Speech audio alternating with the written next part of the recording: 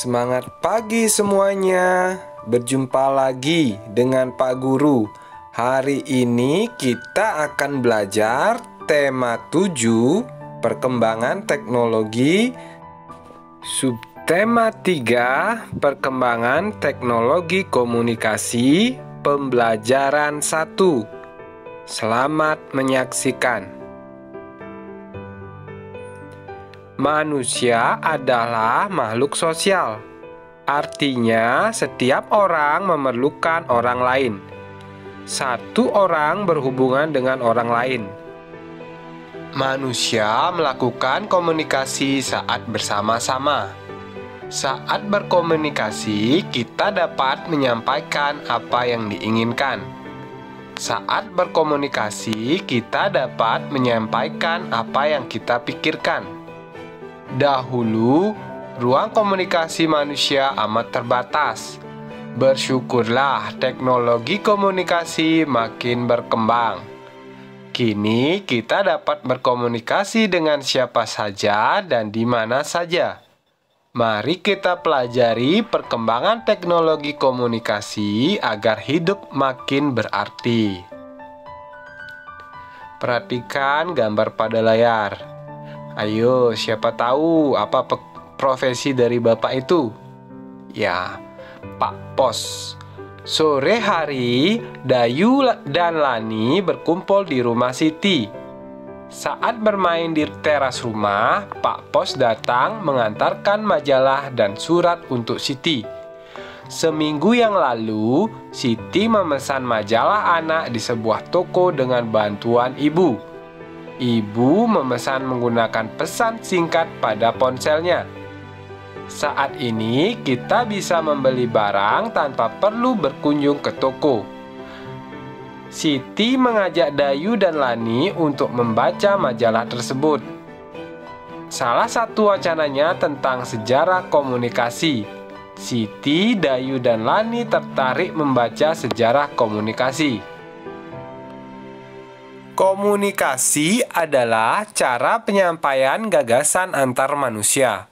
Pada awalnya, komunikasi dilakukan secara tatap muka dan pesan disampaikan secara lisan.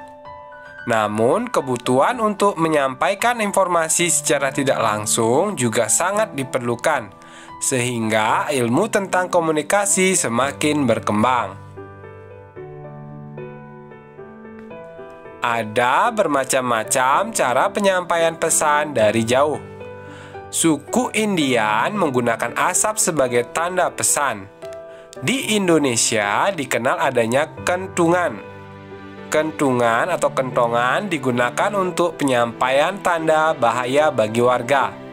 Selain kentungan, gong dapat menjadi pilihan sebagai penyampaian pesan.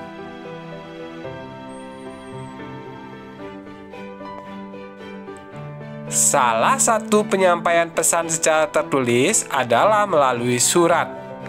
Sebelum adanya kertas, surat ditulis di atas daun lontar. Pada saat mesin cetak telah diciptakan, alat komunikasi berkembang melalui surat kabar atau koran.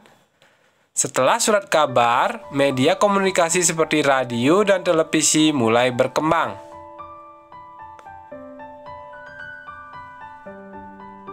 Salah satu penyampaian pesan secara tertulis adalah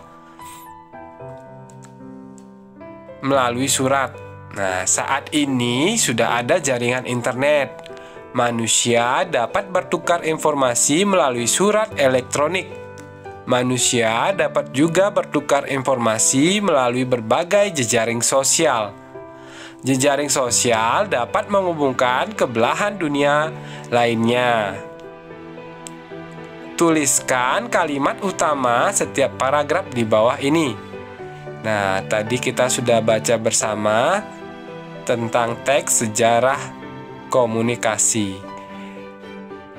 Cara mencari kalimat utamanya adalah kalimat pertama pada setiap paragraf di awal ya.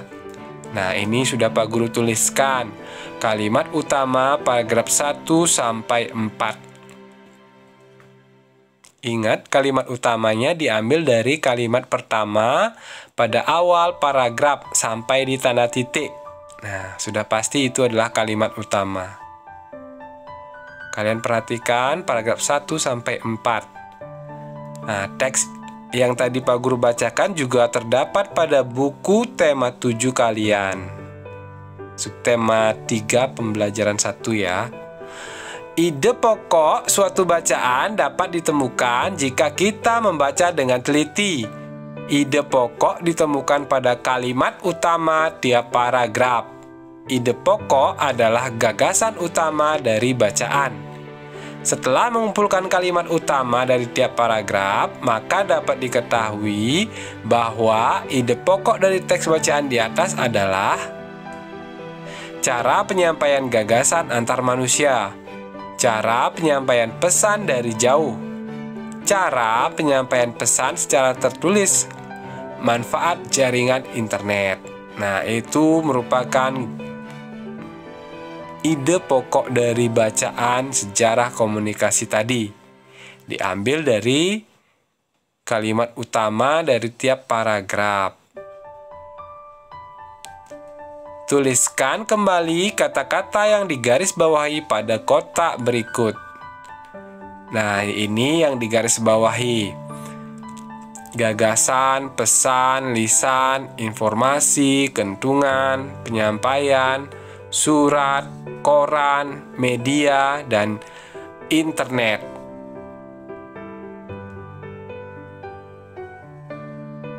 Mari kita bahas bersama. Nah, artinya ya, gagasan itu hasil pemikiran atau ide. Kemudian pesan itu perintah, nasihat, permintaan, amanat yang disampaikan lewat orang lain. Itu pesan. Informasi, ini tulisannya informasi ya. Itu salah ejaan. Kabar atau berita tentang sesuatu. Keuntungan. Nah, mendapat untung atau laba namanya. Penyampaian, proses atau cara perbuatan menyampaikan. Lisan, kata-kata yang diucapkan. Kemudian surat, itu artinya kertas dan sebagainya yang bertulis. Berbagai isi maksudnya.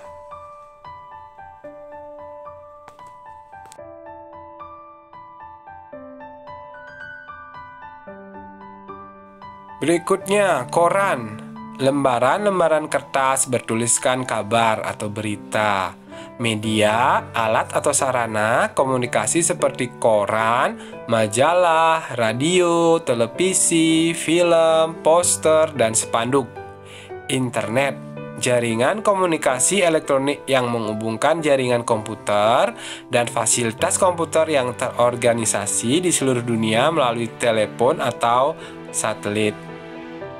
Ini yang paling sangat berkembang, yaitu internet. Tanpa internet, bagaikan tanpa makanan. Buatlah kalimat menggunakan kata-kata yang digarisbawahi. Nah, tadi nomor 1 gagasan ya. Kita buat kalimat biar isi kata gagasan. Roni memiliki gagasan yang bagus. Pesan. Ibu mengirimkan pesan lewat SMS. Berlatih membuat kalimat, tentu kalian sudah bisa di rumah ya. Kemudian lisan. Zira menyampaikan pesan secara lisan. Yang keempat, informasi ya. Informasi yang disampaikan oleh guru cukup jelas. Keuntungan. Penjualan saya hari ini berhasil mendapat keuntungan. Nah, itu contoh kalimat 1-5. Nomor 6, penyampaian. Penyampaian yang dilakukan oleh Pak Bupati sangat jelas. Yang ketujuh, surat. Ibu menerima surat undangan pernikahan keponakannya. Yang kedelapan, ada kata koran. Tadi pagi saya kedatangan petugas yang mengantarkan koran.